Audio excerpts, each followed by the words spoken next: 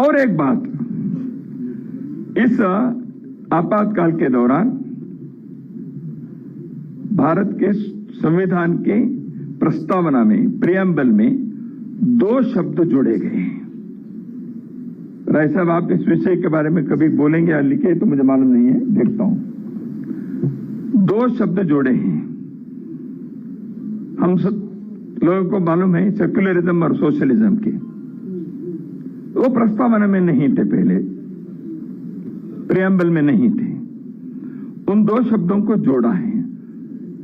Preamble शाश्वत रूप से है, क्या सोशलिज्म के विचार आइडियोलॉजी के नाते क्या शाश्वत है भारत के लिए?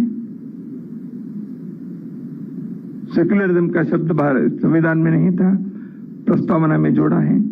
विचार में होंगे सेक्युलरिज्म के, बाकी गवर्नमेंट पॉलिसीज में है, स्टेट पॉलिसी में है, वो अलग बात है।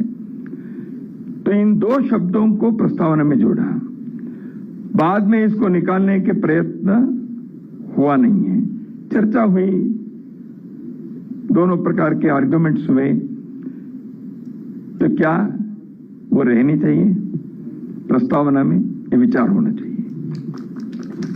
क्योंकि मैं जानता हूं संविधान के निर्माता डॉक्टर बाबा साहेब अम्बेडकर जी के नाम जिस भवन पर है, उसमें मैं खड़े होकर बता रहा हूं, ये बाबा साहेब अम्बेडकर ने जो संविधान बनाया था उस के प्रस्तावना में ये 2 शब्द नहीं थे। तो इसके उद्देश्य क्या है, विचार किया जाए।